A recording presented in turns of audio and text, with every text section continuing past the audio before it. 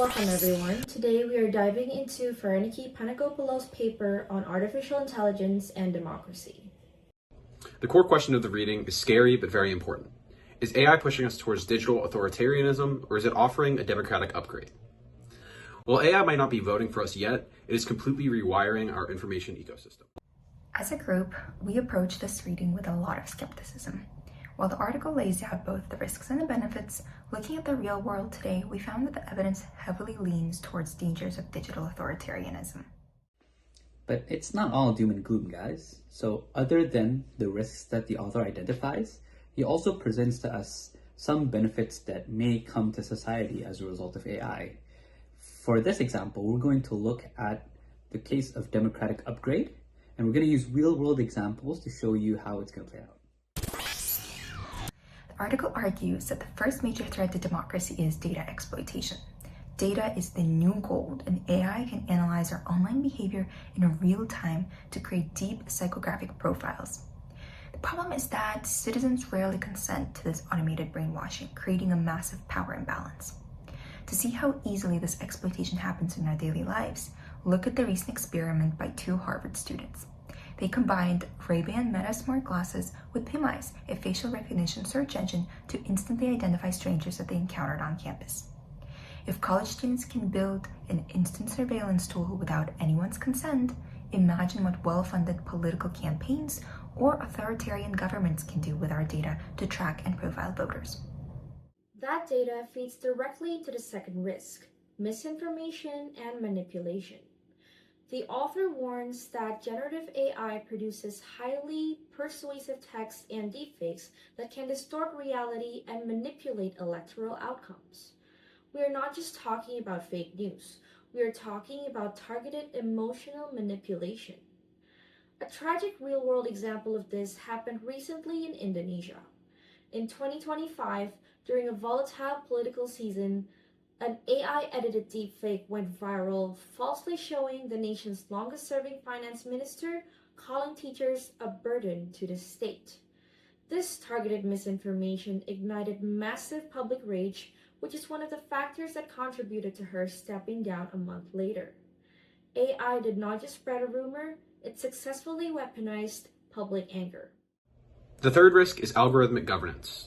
Governments are increasingly using automated systems to handle complex public services. The article warns that government databases are full of historical biases, and relying on them can exacerbate inequalities, punishing vulnerable groups. We saw this exact nightmare unfold in the Netherlands. From 2014 to 2020, the Dutch government used a machine learning algorithm called Siri to detect welfare fraud. The system was used to specifically target low-income neighborhoods, often having a high immigrant population. Based entirely on a biased black box risk score, families had their assistance paused and fell into severe debt, ultimately resulting in over 1,000 children being placed in foster care. When algorithms replace human decision-making and empathy in the government, the marginalized often pay the price. So my teammates already highlighted all of the negative impacts that AI has, but this paper also argues for some positive impacts. So one of them is the case of democratic upgrade, which is essentially scaling up participation so that we get a better form of democracy in society. One interesting example we're going to look at is by an independent group called the Independent Center, which is a US-based nonprofit that seeks to use proprietary AI tools not to manipulate people, but to actually bypass the two-party system in the US. So as you know, in the US, there's a two-party monopoly between the Democrats and the Republicans, but this independent center is trying to use AI to monitor real-time sentiment and look for districts that are frustrated with incumbent government representatives. And they try to use these AI tools to identify community leaders who can align with the local values, and they use AI to actually gather the voices so that they actually know what the local people actually want. This creates an independent alternative so that the US can actually be free out of the old two-party system. So in this case, AI isn't a weapon for authoritarianism, but it's actually a tool that can amplify independent voices. So where does this leave us?